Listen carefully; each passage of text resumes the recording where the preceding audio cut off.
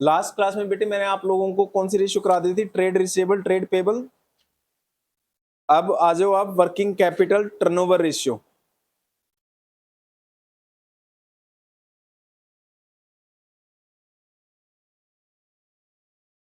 Working capital turnover ratio पे आ जाओ।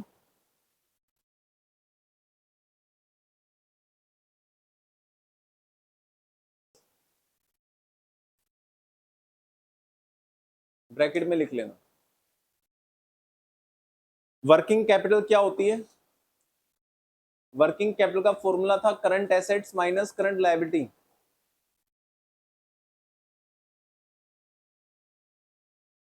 ठीक है, वर्किंग कैपिटल मतलब जो बिजनेस की डे टू डे नीड के लिए हमें पैसों की रिक्वायरमेंट होती है, that is called working capital. Net sales से हमारी जो नेट सेल है वो 10 लाख की है, वर्किंग कैपिटल हमारे पास 2 लाख रुपए की है। यानी जितना भी पैसा हमारे पास वर्किंग कैपिटल के रूप में है, करीब करीब उससे 5 गुना हमारी क्या है? नेट सेल्स है। तो ये तो हायर द बेटर होगा, जितनी ज्यादा रेशियो ज्यादा होगी उतना हमारे लिए अच्छा, कि हमारे पास वर्किंग कैपिटल 5 लाख की है और नेट सेल 25 लाख की है, यानी 5 टाइम्स। तो मैं तो कहूंगा 10 टाइम्स हो सेल, 20 टाइम्स हो, क्या दिक्कत है? ठीक है, एक बार इसका रेशियो निकाल लो। कहां पे? एक बार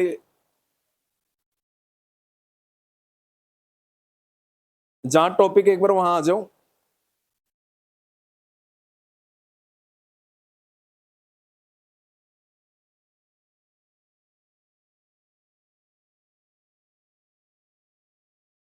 working capital turnover ratio page number 3.62। Working capital turnover ratio show a relationship between working capital and net sales. It shows the number of times a unit of rupee invested in working capital produces sales. 2 lakh रुपए की working capital है, net cell बेटा 10 लाख की है। Net cell 10 lakh की है और working capital में कितना पैसा इन्वेस्टेड है? 2 लाख। तो आंसर कितना आया इसका? 5 टाइम्स 5, मतलब 1 रुपए के बदले हम 5 रुपए कमाते हैं। कमाते का मतलब सेल करते हैं, यानी हमारी वर्किंग कैपिटल 1 रुपया है तो हमारी नेट सेल कितनी होती है? 5 रुपए। कल को वर्किंग कैपिटल में अगर 2 रुपए होंगे तो हमारी नेट सेल कितनी होगी? 10 रुपए। अगर हमारी वर्किंग कैपिटल में 10 रुपए होंगे तो फिर नेट सेल कितनी होगी? 50 रुपए। यानी 1 रुपया अगर हम वर्किंग कैपिटल में इन्वेस्ट करते हैं तो इसके आंसर 5 का मतलब है कि 5 रुपए की नेट सेल होगी। यानी जितनी वर्किंग कैपिटल ज्यादा उतनी हमारी नेट सेल ज्यादा। तो ये तो ज्यादा रेशियो अच्छी है ना हमारे बिजनेस के लिए। आगे, if the amount of revenue from operation is not given, बेटा अगर सेल ना दे रखी हो तो कॉस्ट ले सकते हो, कॉस्ट ना दे रखी हो तो सेल, इंटरचेंजेबल है दोनों चीजें। इन्वेंट्री टर्नओवर रेशियो में हमें सेल चाहिए होती थी या सीओजीएस चाहिए होती थी? सीओजीएस। बट किसी कुछ में सीओजीएस ना हो तो वहां पे नेट सेल लेते थे ना हम। तो यहां पे नेट सेल चाहिए, बट अगर नेट सेल ना हो तो हम किसको एज्यूम कर सकते हैं? सीओजीएस को। फॉर्मूला वही है बेटा, net sale upon working capital. Objective क्या है इसका? This ratio is to ascertain whether or not working capital has been effectively used in generating revenue. बेटा अगर ये रेशियो कम आ जाए, इट मींस जो हमने अपने बिजनेस में पैसा डाला वर्किंग कैपिटल में वो इफेक्टिवली हम यूज नहीं कर पा रहे पैसे। हम इफेक्टिवली मतलब अच्छे से यूज नहीं कर पा रहे। अगर आपने कहीं पैसा डाला है तो पैसों के बदले पैसा जनरेट होना चाहिए ना। अगर आपने कहीं टाइम इन्वेस्ट किया है तो उस टाइम के बदले आपको कुछ मिलना चाहिए ना। अगर ये रेशियो ज्यादा है इट मींस आपके काम करने की एफिशिएंसी और आपके पैसा लगाने की इफेक्टिवनेस अच्छी है। और ये रेशियो अगर कम है तो आपने बेवजह पैसा लगा रखा है, रिवेन्यू जनरेट नहीं कर पा रहे आप लोग। इससे बेटर है पैसा लगाओ मत, क्योंकि रिवेन्यू तो जनरेट कर नहीं पा रहे। तो दिस इज गुड रेशियो। इससे हमारे बिजनेस में ये पता लगता है कि हमने अगर अपनी वर्किंग कैपिटल में पैसा लगाया है तो उसकी वजह से हम अपनी रिवेन्यू कितनी जनरेट कर पा रहे हैं। 2 टाइम्स कर पा रहे हैं, 3 टाइम्स कर पा रहे हैं, 4 टाइम्स कर पा रहे हैं, 5, कितनी टाइम्स कर पा रहे हैं। क्लियर? रेशियो में बेटा आप लोगों को वर्किंग कैपिटल का मतलब पता ही है, करंट एसेट में से करंट लायबिलिटी माइनस करोगे तो वर्किंग कैपिटल आ जाएगा, और रिवेन्यू नेट सेल आपको पता ही है। ठीक है, फटाफट से आ जाओ, क्वेश्चंस कर लेते हैं, थोड़ा सुपर फास्ट करेंगे क्योंकि बेटा इस पे ज्यादा टाइम लगाने का कुछ बनता नहीं। तो working capital turnover ratio, net asset turnover ratio, ये दोनों फटाफट से खत्म करनी है आज, ताकि नेक्स्ट क्लास में हम प्रॉफिटेबिलिटी रेशियो स्टार्ट कर दें फिर। Okay, question number 116, question number 116 पे आ जाओ। Calculate the working capital turnover ratio from the following informations. Revenue from operation दे रखी है बेटा, करंट एसेट करंट लायबिलिटी दे रखी है। आप सबसे पहले वर्किंग कैपिटल निकाल लो। वर्किंग कैपिटल का फॉर्मूला है current asset minus current liability. Current asset question दे रखी है 10 लाख, करंट लायबिलिटी दे रखी है 4 लाख, तो वर्किंग कैपिटल आ गई 6 lakh.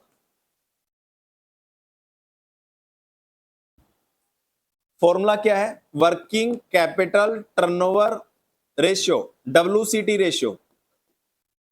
Working capital turnover ratio मतलब WCT रेशियो। फॉर्मूला है बेटा net sales upon working capital. Net sale question में कितनी दे रखी है? 24 लाख अपॉन 6 लाख, 4 टाइम्स। यानी इस क्वेश्चन से पता लगता है कि अगर आप बिजनेस में वर्किंग कैपिटल में 1 रुपया इन्वेस्ट करोगे तो कितने रुपए की रेवेन्यू जनरेट होगी? 4 रुपए की। 4 टाइम्स मतलब वर्किंग कैपिटल में अगर 1 रुपया इन्वेस्ट करोगे तो रेवेन्यू 4 रुपए जनरेट होंगी। बहुत अच्छी बात है।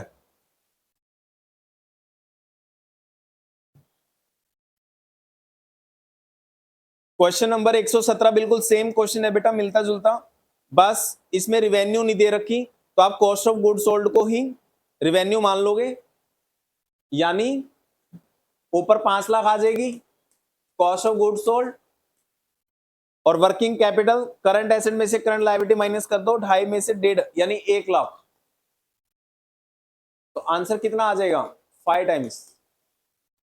यानी इस क्वेश्चन के हिसाब से वर्किंग कैपिटल में 1 रुपया इन्वेस्ट करेंगे तो 5 रुपए की रेवेन्यू जनरेट करेंगे।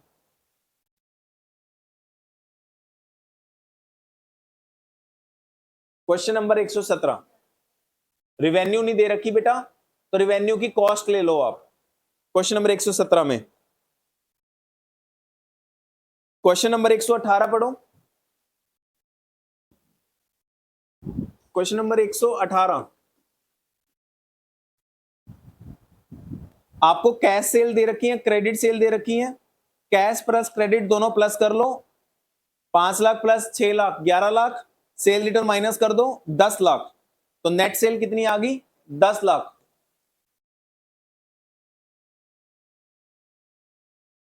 कैश और क्रेडिट दोनों सेल को प्लस करके सेल रिटर्न माइनस कर दो बेटा। वर्किंग कैपिटल कितनी आ जाएगी? Current asset minus current liability. Current asset कितनी है? 3 लाख माइनस 1 लाख, 2 लाख रुपए। WCT रेशियो निकालो, WCT रेशियो यानी working capital turnover ratio. Revenue कितनी आपकी? 10 लाख, 2 लाख, तो रेशियो आ गई बेटा 5 times.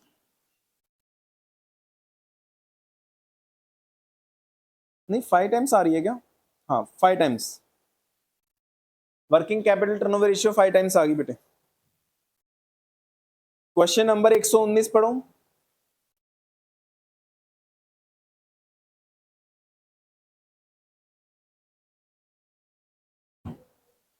Next question, question number 119,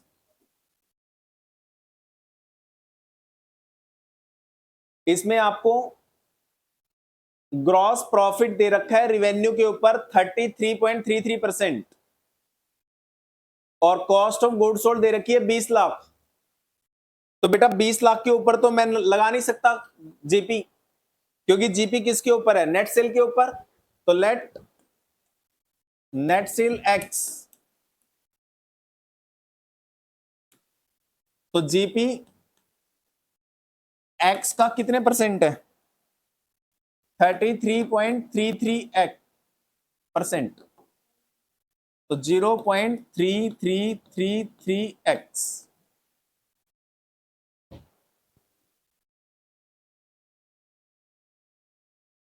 cost किसके बराबर आएगी? COGS, sale minus GP. Sale हमने x मानी थी, जीपी हमारा आया 0.3333x, तो कितना हो गया? 0.6667x। ये COGS आ गई बेटा हमारे हिसाब से। और COGS को COGS के बराबर में रखा जा सकता है। 0.6667x इक्वल टू, एक COGS क्वेश्चन दे रखी है आपको 20 लाख। x की वैल्यू निकालो, ये 0.6667 है ना, उधर जाएगा डिवाइड में आ जाएगा।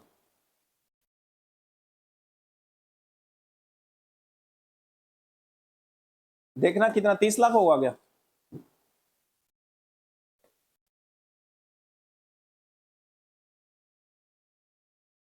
बेटा देखो सुनो, आपसे इसकी कैलकुलेशन नहीं हो रही। 0.67 का मतलब क्या होता है? 2/3। 0.67 का मतलब क्या होता है? 2/3। ये लो ना, क्या दिक्कत है? इसको मैं 0.667 लिखता ही नहीं, मैं इसको 2/3 लिखता हूं। इसको कैलकुलेट करोगे तो 3 ऊपर चला जाएगा, 2 नीचे रह जाएगा। तो x की वैल्यू दोबारा निकाल लो, 20 लाख इंटू 3 डिवाइड बाई 2 लो, आ गया 30 लाख। क्या दिक्कत है? कैलकुलेशन आसान बनाने तुम्हारी हाथ में है। मैथमेटिक्स तुम पढ़ते हो, मैं पढ़ता हूं। हाँ, अब कह रहे हैं देखो सर हम मैथमेटिक्स, हमें तो हमने बोला ही नहीं, हम तो पहले ही करके बैठे हैं, है ना। निखिलेश जैसे तो अगले क्वेश्चन में पहुंच गए। तो नेट सेल कितनी आ गई? 30 लाख। तो हमें तो 30 लाख ही चाहिए थी नेट सेल्स। फॉर्मूला लगाओ, आंसर आ जाएगा बेटा।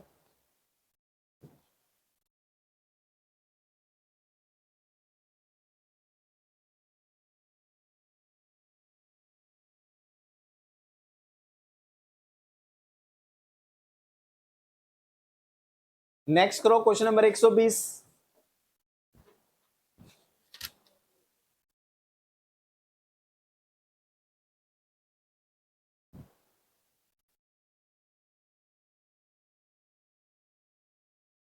इसमें ग्रॉस प्रॉफिट कॉस्ट के ऊपर है, तो लेट कॉस्ट एक्स। तो ग्रॉस प्रॉफिट कितना हो गया? एक्स का 25%, तो 0.25x। ग्रॉस प्रॉफिट को ग्रॉस प्रॉफिट के बराबर रख दो, 0.25x equal to, gross profit आपको क्वेश्चन दे रखा है 5 लाख। एक्स की वैल्यू आ जाएगी, यानी COGS 5 lakh divide by 0.25।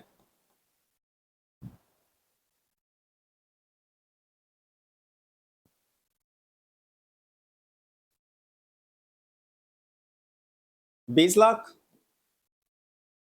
X की वैल्यू 20 लाख आ गई बेटा, यानी एक्स आपने किसको माना था? कॉस्ट को। तो COGS आ गई 20 लाख, ग्रॉस प्रॉफिट दे रखा था क्वेश्चन में 5 लाख, तो नेट सेल कितनी हो गई? 25 lakh. Cost plus gross profit क्या होता है? सेल। तो आपको सेल ही चाहिए होती है। बड़ा सिंपल सा है बेटा, ग्रॉस प्रॉफिट दे रखा था क्वेश्चन में 5 लाख, तो हमने एक्स को मान के ग्रॉस प्रॉफिट निकाल लिया।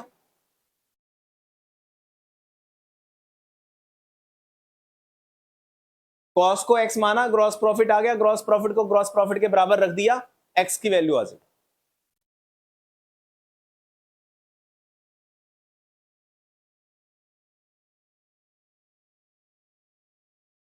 हो जाएगा ना, या नहीं होगा?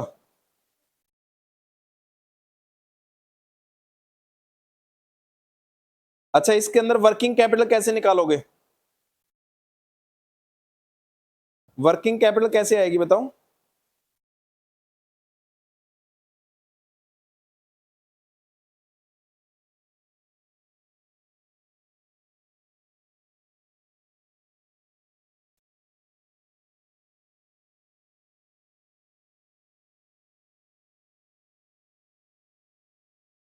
यहां पे क्वेश्चन नंबर 120 में आपको 10 लाख की कैपिटल दे रखी है, लिख दिया। अच्छा, रिजर्व सरप्लस भी दे रखे हैं 2 लाख के, तो वो ऊपर ही आता है बेटा, दोनों इसी का पार्ट है, 12 लाख रुपए। लॉन्ग टर्म लोन यानी non current liability 3 lakh, fix asset यानी नॉन करंट एसेट 10 लाख। अब आप देखो, इधर करंट एसेट नहीं दी, उधर करंट लायबिलिटी नहीं दी क्वेश्चन ने, इधर करंट लायबिलिटी क्वेश्चन नहीं दे रहा, इधर करंट एसेट नहीं दे रहा क्वेश्चन, समझ रहे हो? तो इसका मतलब इन दोनों चीजों का डिफरेंस क्या होगा, इन दोनों का डिफरेंस, भाई इन दोनों साइड का डिफरेंस क्या होगा, इन दो चीजों का डिफरेंस, क्योंकि ये दो ही चीज मिसिंग है, और इन दोनों का डिफरेंस क्या कहलाता है, वर्किंग कैपिटल। तो उधर टोटल देखना कितना है, 15 लाख, इस 15 में ये माइनस कर दो 5, तो कितना, सॉरी 10, तो कितना आएगा, 5 लाख, 5 लाख आएगा ना, तो 5 लाख इन दोनों का डिफरेंस है।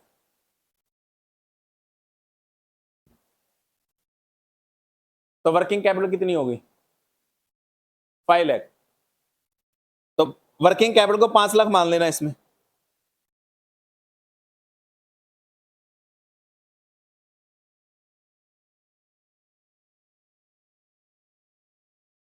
एक 121 पढ़ो क्वेश्चन नंबर।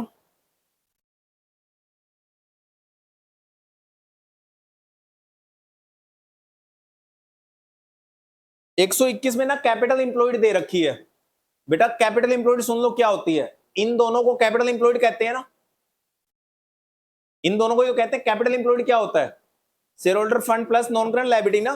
तो इस क्वेश्चन में तो अलग अलग दे दिया था, अब अगले क्वेश्चन में इन दोनों का टोटल करके दे रहा है कैपिटल इंप्लॉयड। तो बेटा कैपिटल इंप्लॉयड दे रहा है और नॉन करंट एसेट दे रहा है, तो अगेन टोटल इन दोनों का डिफरेंस क्या होगा, करंट एसेट और करंट लायबिलिटी का डिफरेंस। तो कितनी है, कैपिटल इंप्लॉयड 12 लाख, इसमें कितनी थी कैपिटल इंप्लॉयड, 15 लाख। पिछले वाले क्वेश्चन में कैपिटल इंप्लॉयड कितनी थी, 15, इसमें कितनी दे रहा है, 12।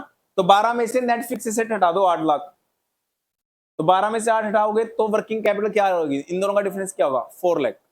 नेक्स्ट क्वेश्चन में वर्किंग कैपिटल 4 लाख आएगी।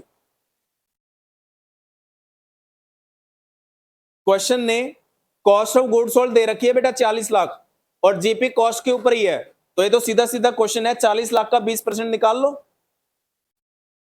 8 लाख, 40 प्लस 8 कितना हो गया, नेट सेल कितनी होगी, 48 लाख, 48 लाख नेट सेल हो गई, 48 लाख होगी नेट सेल, और वर्किंग कैपिटल हो गई 4 लाख।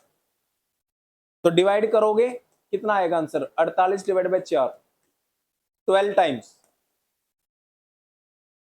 12 आंसर होगा बेटा। इजी है तो क्वेश्चन।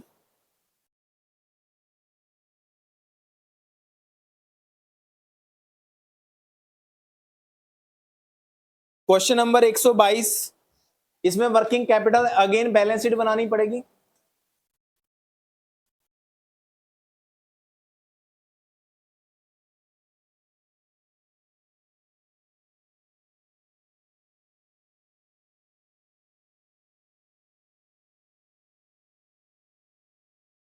क्या क्या दे रखा है लिख लो इसमें। क्वेश्चन नंबर 122,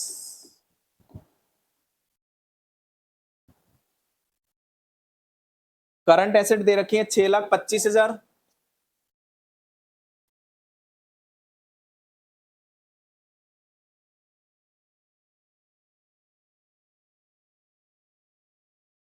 टोटल एसेट दे रखी है 10 लाख। तो ये कितनी आ जाएंगी बेटा, 10 में 6 25 माइनस करोगे तो नॉन करंट कितनी आ जाएंगी, 3,75,000। और अगर टोटल एसेट 10 है तो टोटल लायबिलिटी भी 10 लाख होंगी।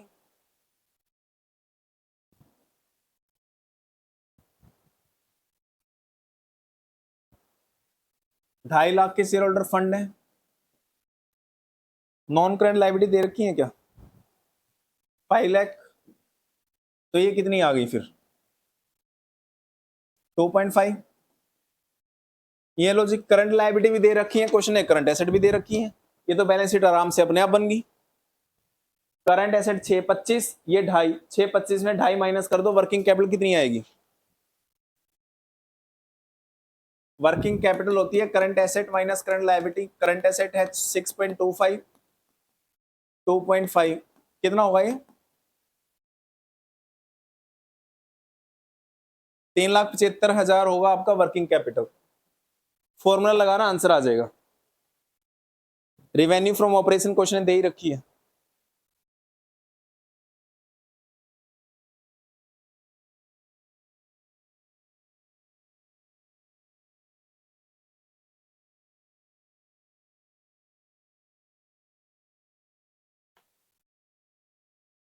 अगेन 123 पढ़ो बेटा, question number 123।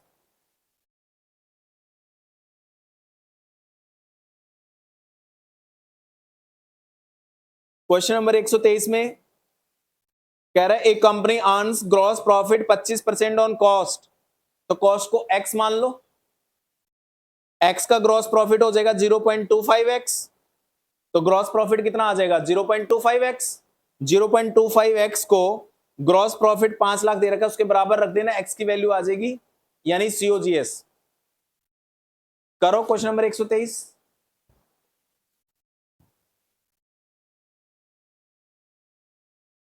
Let COGS x, gross profit दे रखा है 25% ऑन COGS। COGS हमने x मान लिया, तो 0.25x। तो ग्रॉस प्रॉफिट को ग्रॉस प्रॉफिट के बराबर रख दो, 0.25x equal to 5 lakh. x की वैल्यू 25 लाख।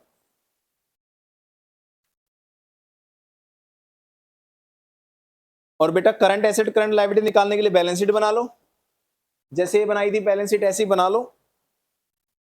आपको इक्विटी शेयर कैपिटल दे रखी है, ऊपर जाएंगे शेयर होल्डर फंड में, reserve and surplus 10 + 2 12, share holder fund 12 lakh जाएंगे इस क्वेश्चन में। कर ही दूं क्या?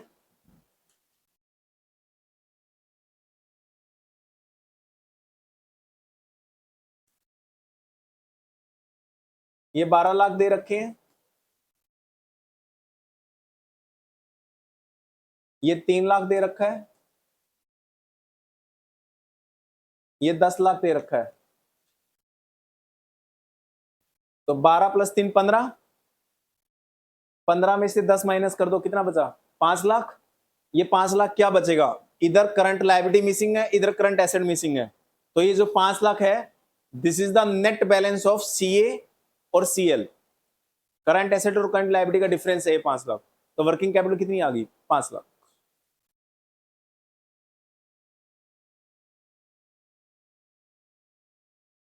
फिक्स्ड एसेट टर्नओवर रेशियो यानी net sale upon net fix assets. Net का मतलब होता है बेटा gross minus accumulated depreciation. Fix assets खरीदी कितने में गई थी, आज तक कितना डेप्रिसिएशन लग चुका है, यानी book value of fix asset आएंगे डिवाइड में।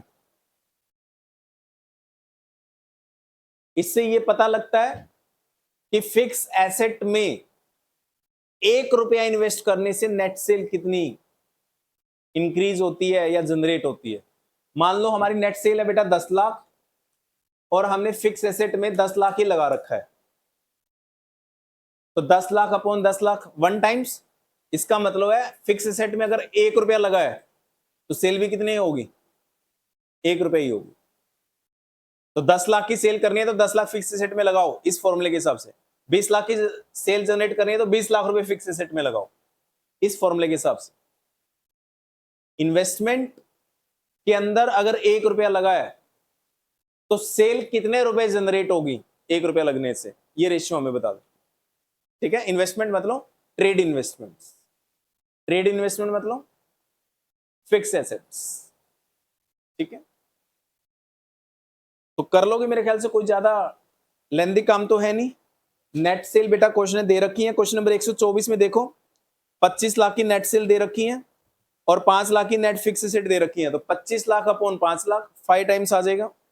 नीचे क्वेश्चन में फिक्स एसेट दे रखी है एट कॉस्ट, कॉस्ट मतलब original value 7 lakh, accumulated depreciation 1 lakh, साथ में से 1 लाख माइनस करना तो नेट फिक्स एसेट कितनी आएंगी 6 लाख।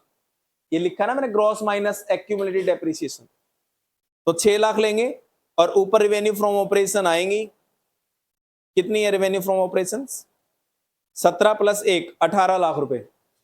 कैश सेल और क्रेडिट सेल दोनों लेनी होती है ना, 17 लाख रुपए की क्रेडिट सेल है, 1 लाख की कैश सेल है, 17 प्लस 1 18, तो नेट सेल 18 लाख है। क्वेश्चन नंबर 125 में, क्वेश्चन नंबर 126 में कॉस्ट ऑफ रिवेन्यू 8 लाख दे रखी है, gross profit 2 lakh, 8 plus 2 10 lakh की नेट सेल हो गई। और फिक्स एसेट कैसे निकालोगे आप, फिक्स एसेट देखो यहां पे कैसे निकालेंगे। क्वेश्चन ने आपको ना बेटा कैपिटल इंप्लॉयड दे रखी है, कैपिटल इंप्लॉयड इन दोनों को कहते हैं, इन दोनों को कहते हैं ना कैपिटल इंप्लॉयड। इन दोनों का टोटल दे रखा है, कितना दे रखा है इन दोनों का टोटल, क्वेश्चन नंबर 126 में 2.5 लाख, यानी इन दोनों का टोटल दे रखा है कैपिटल इंप्लॉयड और वर्किंग कैपिटल दे रखी है 50,000। तो 50,000 किसका डिफरेंस होता है, इन दोनों का, है ना। इसमें से ये माइनस करेंगे तो टोटल आ रहा है 50,000, तो मैं इधर लिख देता हूं 50, उधर लिख देता हूं 0, तो 50 में से 0 माइनस करेंगे तो वर्किंग कैपिटल 50 आ गई ना। और हमें क्या चाहिए फिक्स एसेट, तो निकल जाएगी। इन दोनों का डिफरेंस क्या होगा फिक्स एसेट, 2.5 में से 50,000 माइनस कर दो तो ये आंसर कितना आएगा, ये आंसर कितना आएगा 2 लाख। बैलेंसिंग वैल्यू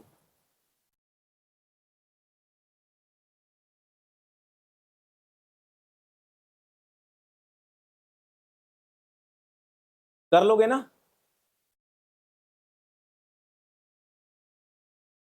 अगला क्वेश्चन कर लो बेटा अपने आप फटाफट से, फिर नेक्स्ट फॉर्मूला करते हैं। अगले क्वेश्चन में देख लो क्या है, फिक्स एसेट दे रखी है 2 सालों की अलग अलग, लेकिन उसमें रिटर्न डाउन वैल्यू दे रखी है और हमें रिटर्न डाउन वैल्यू ही चाहिए होती है, book value. Depreciation already minus है, कॉस्ट ऑफ रिवेन्यू दे रखी है, आप उसको ही मान लो। तो दोनों चीजें दे रखी है, डिवाइड करना है बेटा। क्वेश्चन नंबर 128 कर लो, 127 में तो कुछ है ही नहीं, 128 कर लो आप फटाफट से।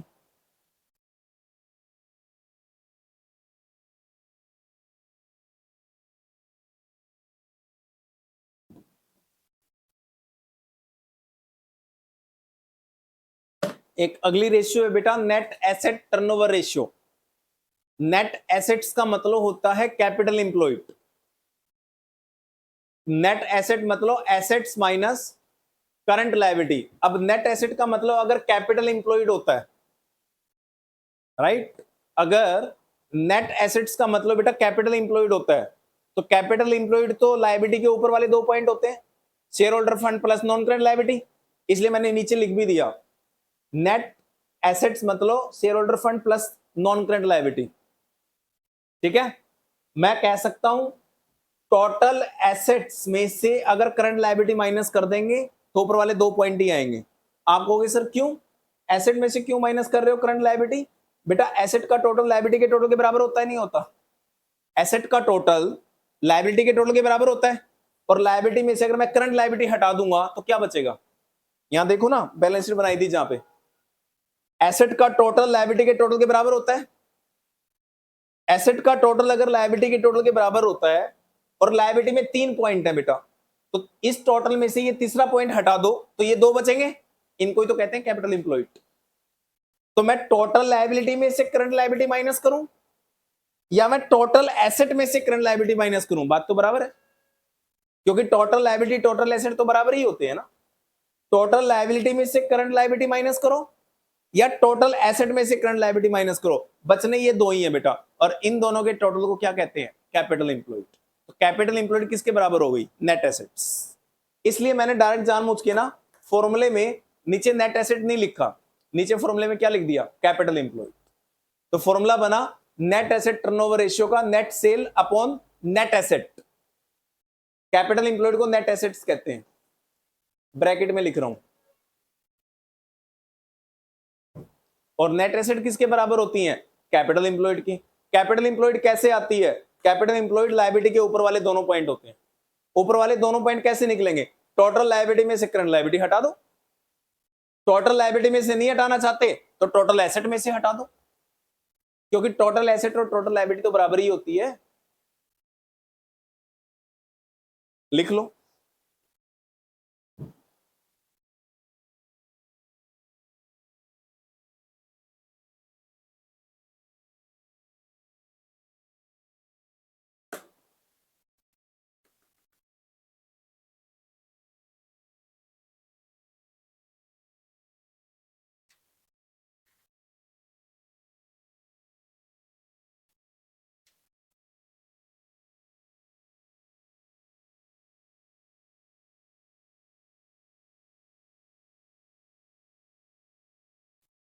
हो जाएगा।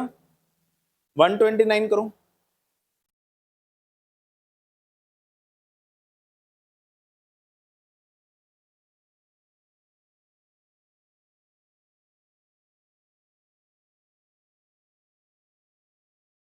बेटा क्वेश्चन नंबर 129 में शेयर होल्डर फंड दे रखे हैं 20 लाख और आगे capital 10 lakh, reserve and surplus 10 lakh, सबको प्लस मत करना। शेयर होल्डर फंड 20 लाख दे रखे हैं तो आपको कैपिटल और रिजर्व अलग से देखने की जरूरत नहीं होती बेटा। Capital and reserve is a part of share holder fund. अगर आपको शेयर होल्डर फंड ही दे दिया क्वेश्चन ने, 20 लाख रुपए अगर ये दे दिया तो बस कैपिटल और रिजर्व को अलग अलग थोड़ी देखेंगे।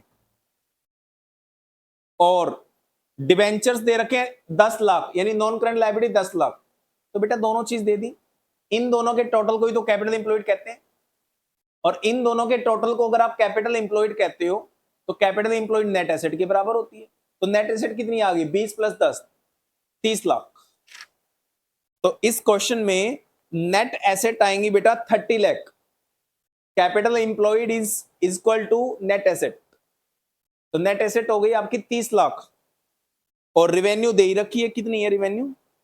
75 लाख। तो 75 लाख को 30 लाख से डिवाइड कर दो, आंसर आ जाएगा।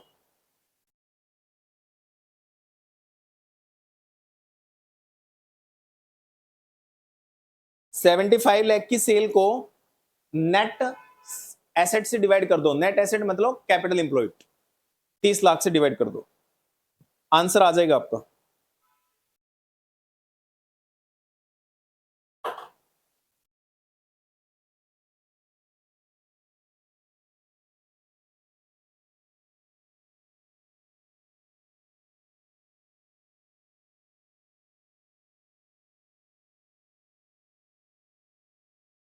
क्वेश्चन नंबर 130 पढ़ो।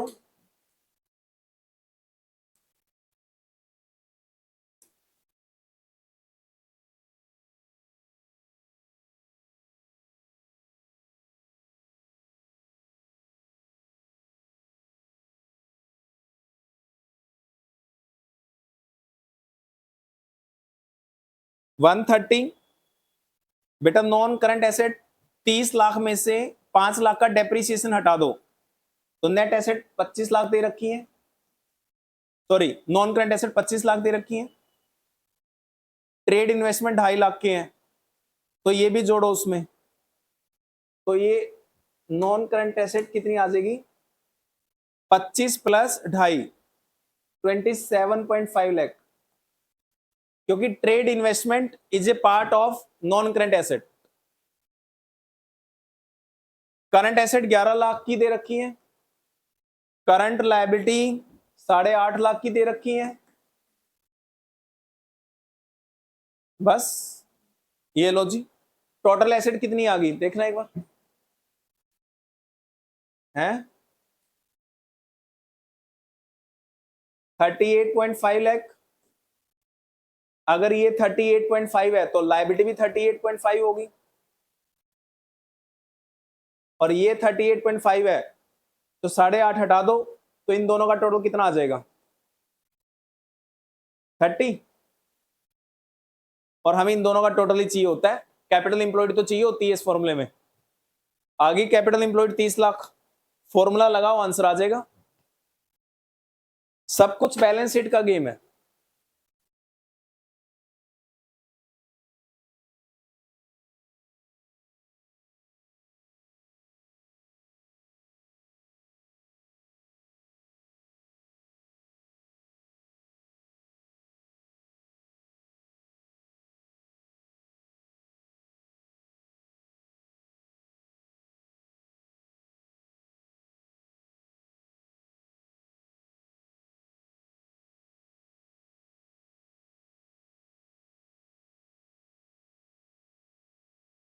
अब अगला क्वेश्चन देखते हैं 131। फिक्स एसेट दे रखी है बेटा 10 लाख, ये लो जी 10 लाख फिक्स एसेट्स।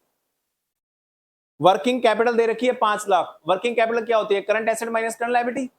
तो मैं करंट लायबिलिटी को 0 ले लेता हूं और इधर 5 लाख लिख देता हूं, तो आगे ना working capital current asset minus current liability, 5 lakh minus 0 हो गया 5 लाख वर्किंग कैपिटल बराबर। हमें ये निकालना है, इन दोनों का टोटल निकालना है। तो टोटल एसेट कितनी होगी? 15 लाख। टोटल एसेट 15 है तो लायबिलिटी भी कितनी होगी? 15। 15 में से 0 हटा दो तो ऊपर का टोटल कितना आ गया? 15 लाख। आगे कैपिटल एम्प्लॉयड 131, कैपिटल एम्प्लॉयड आ गई 15 लाख बेटा। फॉर्मूला लगाओ, आंसर आ जाएगा।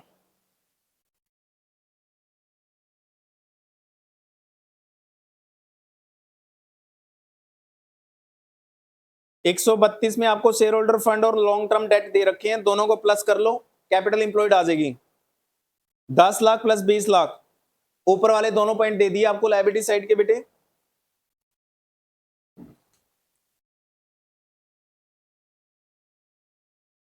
ये शेयर होल्डर फंड दे दिया आपको 10 लाख, नॉन करंट लायबिलिटी दे दी आपको 20 लाख।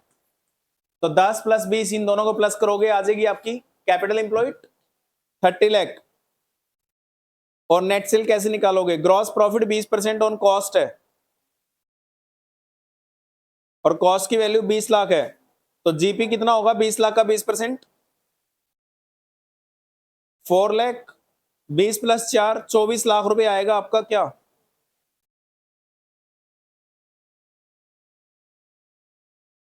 नहीं, gross profit at 20% on cost was rupees 20 lakh. 20 lakh रुपए ये ग्रॉस प्रॉफिट है बेटा। वाज रुपीज लिखा है ना आगे, तो लिखा है क्वेश्चन में जीपी एट 20% ऑन सीओजीएस और फिर आगे लिखा है वाज रुपीज 20 लाख। तो ये वाज यहां से पढ़ो, gross profit was rupees 20 lakh.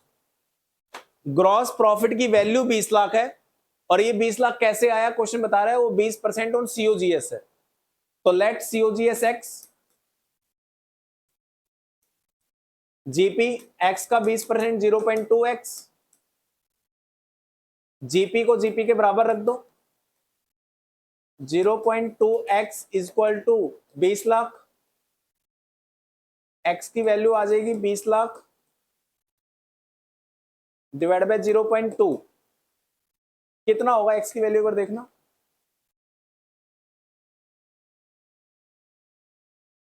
हाँ 1 करोड़। 20% है ना, 20% का मतलब 1/5। 1/5 को उल्टा करोगे 5 से मल्टीप्लाई कर दो 1 करोड़। अब अगर कॉस्ट, अगर सीओजीएस 1 करोड़ है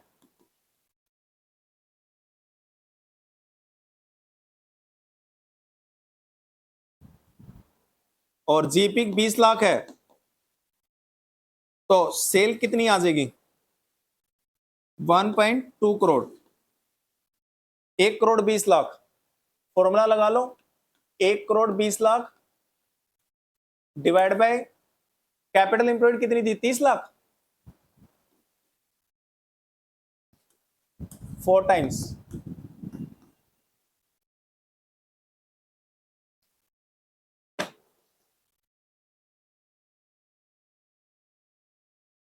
वन 33 तो आसान है बेटा, अपने आप भी कर लोगे, इसमें क्या बताना है मेरे को।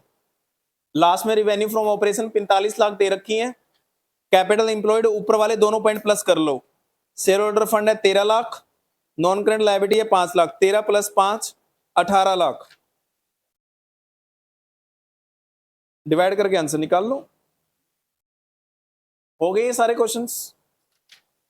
एक तो आपकी प्रॉफिटेबिलिटी रेशियो रहेगी बेटा और एक रेशियो और मैंने बीच में छुड़वाई थी, एक वो रहेगी। ठीक है, तो मोस्ट 1 2 3 क्लासेस में उम्मीद है चैप्टर खत्म हो जाएगा। विद इन 3 क्लासेस हम इस चैप्टर को खत्म कर देंगे। आज कौन सा डे है? फ्राइडे को आपका टेस्ट होगा। ठीक है, मैसेज डाल दूंगा मैं आप लोगों को, और उसके बाद फिर संडे की क्लास और अगले वीक में आपको खत्म कर देंगे। ठीक है, फ्राइडे तक चैप्टर खत्म, फ्राइडे से पहले पहले खत्म कर। अगले वीक में टेस्ट रखने की बजाय हमारी कोशिश रहेगी बेटा पहले इस चैप्टर को खत्म करें हम, और अगर टाइमली चैप्टर खत्म हो गया तो फिर अगले संडे इसका टेस्ट होगा पूरे चैप्टर का, क्योंकि चैप्टर खत्म कर चुके होंगे। ठीक है, कंप्लीट चैप्टर का टेस्ट होगा। फ्राइडे आपका जो टेस्ट रहेगा वो एडमिशन का रहेगा, only admission of A partner, only एक चैप्टर का बस। ठीक है, एक एक चैप्टर को पकड़ो, जब टेस्ट होता है तो उस चैप्टर को अच्छे से पढ़ के आया करो कि जर्नल एंट्री आ गई इस चैप्टर से तो कैसे करना है, अकाउंट बनाने आ गए तो कैसे करना है, एडजस्टमेंट ऑफ कैपिटल क्या है, ये बेसिक बेसिक ऊपर से पढ़ के आया करो, ताकि जब टेस्ट होगा तो आपके लिए आसान हो बेटे। ठीक है, और वर्कशीट अगेन मैं आपसे रिक्वेस्ट करूंगा बेटा, आप प्लीज इस पे फोकस करो और जरूर करो। अगर आपको वर्कशीट में कोई क्वेश्चंस नहीं आ रहा समझ, तो आप पूछ के करो, चाहे अपने दोस्त से पूछ के करो, चाहे मेरे से पूछ के करो, चाहे आप अपनी बुक में से चीटिंग करके करो। हाँ, आई डोंट माइंड, चीटिंग करके करो। प्रैक्टिस करने के लिए मैंने आपको दी है, मैंने कोई टेस्ट नहीं लेना आपका, जो आपको खुद घर पे प्रैक्टिस करनी चाहिए ना, बट हम कर नहीं पाते।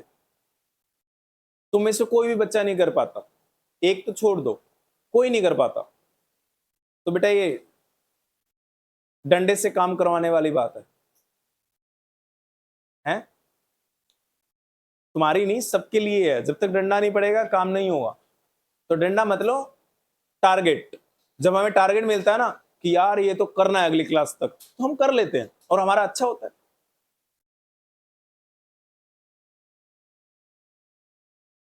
और डंडे की भाषा नहीं समझते तो याद करो, जब अभी प्री बोर्ड थे ना स्कूल के, तो कैसा डंडा पड़ा था, रात दिन एक कर दिया होगा पढ़ने के लिए। अप्रैल से अगस्त तक जितना नहीं पढ़े हैं, सितंबर वीक मंथ में उतना पढ़े हो गए हर पेपर के लिए। दिस इज कॉल्ड डंडा। तो बेटे ये आपकी वर्कशीट आपकी प्रैक्टिस के लिए है, मैंने कोई आपकी परफॉर्मेंस चेक नहीं करनी। ठीक है, परफॉर्मेंस चेक करूंगा मैं टेस्टों के थ्रू। बताओ, ओनली 8।